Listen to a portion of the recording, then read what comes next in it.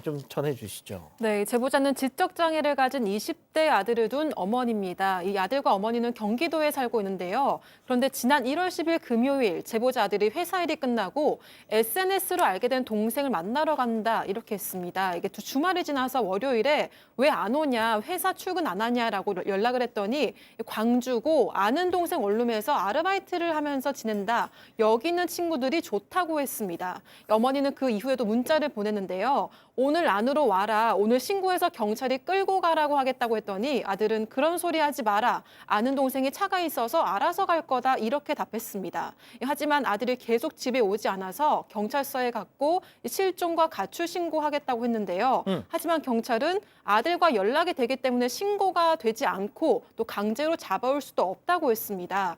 경찰이 아들에게 연락해서 집에 돌아가라고 했지만 아들은 돌아오지 않았습니다. 아, 그러니까 이제 실종이라 하면 연락조차 안 됐을 네. 때 실종인 건데, 지금 뭐 서로 문자는 주고받지 않느냐. 자, 아무리 그 아는 동생이 좋고 해도 연고도 없어.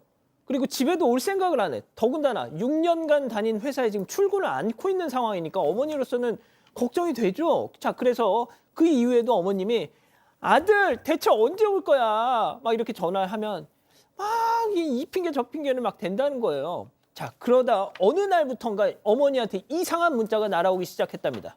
전화를 걸어서 아들한테 물었다는데 두 사람의 통화 내용 직접 들어보시죠. 여보세요? 엄마, 아니 너무 걱정하지 마. 경찰들이 자꾸 나한테 연락 오는데 내가 알아서 들어갈게. 너 지금 회사 무단결석인 거 알지? 그냥 내가 알아서 할게. 그리고 내 인증이 맨날 필요한 건데. 어? 엄마 카톡에 다 떠. 너 인증 필요하다고. 소스말을 만드는 거, 카카오뱅크 만드는 거, 그런 거 다 나한테 지금 들어와. 왜 인증서가 필요한데? 아, 내가 나중에 얘기해줄게.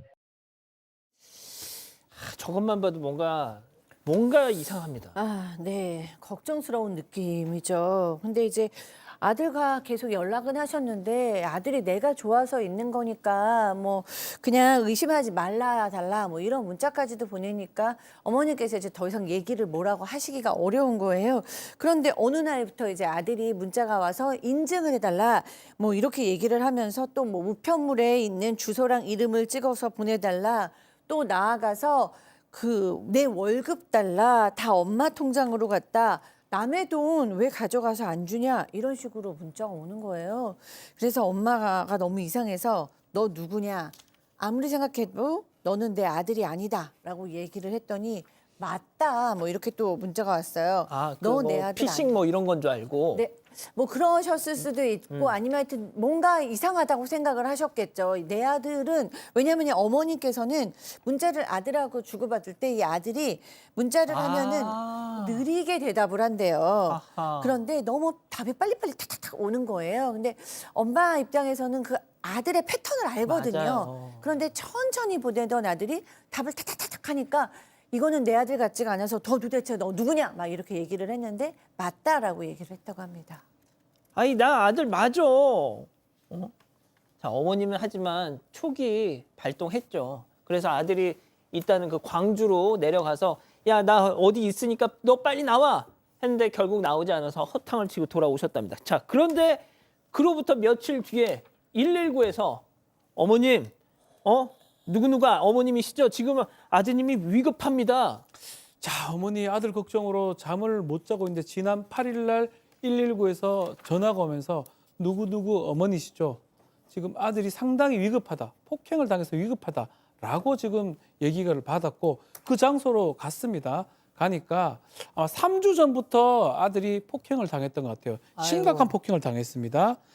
이 통화할 때도 아마 그 폭행을 당했던 걸로 지금 보이는데 나오고 있는데요. 안아골절, 갈비뼈 골절, 척추골절, 비장파열, 온몸이 지금 만신창이가 됐고요. 양쪽 귀도 아마 심각한 상처를 받아서 수술을 했다라고 합니다. 현재도 지금 너무나 심각해서 걷기가 어렵고요. 혼자서 자칫하면 죽을 뻔했다고 합니다. 제가 이제 이 보도가 처음 보도가 됐던 그 지역 언론 그 기사 제목을 봤더니 위중한 상태였습니다. 제목이. 자, 아들이 저렇게 무차별 폭행을 당했습니다. 아들에게 대체 무슨 일이 있었던 걸까요? 체크포인트 짚어보죠. 작대를 보자. 이게 또 무슨 얘기인지 어머님 얘기 들어보시죠. 처음에 이제는 화곡동에서 끌고 간 애가 소설 미디에서 만난 애들이고 얘가 광주에 있는 친구들한테 연락을 해서 얘가 덜 떨어진 애니까 얘한테 대출을 작업 대출을 받자 이렇게 해가지고 공모를 한 거예요. 때리면은 이제 서울에서 작업하는 애가 때리고 본격적으로 걔가 이제 대출이 안 되고 뭐 그러니까 이제 폭행해서 이제는 뭐 거의 이제 죽은 거죠. 복고를 얼마나 맞았는지 피가 안 했지 보여줘서 이제 복고 8년까지. 네. 자, 작대 그러니까 작업 대출의 준말인 것 같습니다.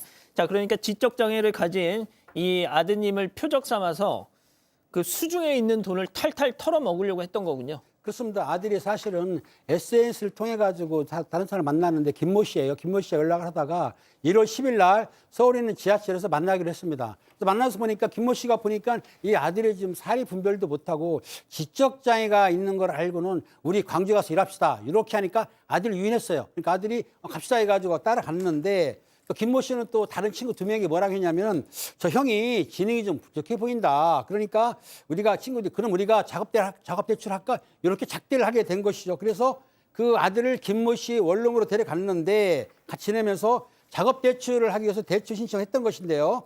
그 중에 이제 한 명, 박모 씨라는 사람은 이런 작업 대출 같은 걸 아마 그 풍부한 경험이 있었던 것 같아요. 그래서 그 아들 명의로 대출을 받아내는데 일단은 스마트 뱅킹 앱을 설치한 다음에 아들 명의로 해가지고 고가의 휴대전화를 개통했습니다. 그 고가 휴대전화를 개통한 다음에 그거를 되파는 거죠. 중국 가격으로 되파는 것이고 또 그리고 그 상조 같은 데에 가입시켜가지고 그 고액의 사은품을 수령한 뒤에 그 피해를 줬는데 어쨌든 이들이 그 피해자한테 총 1,100만 원 정도의 상당의 금품을 갈취했던 것이죠.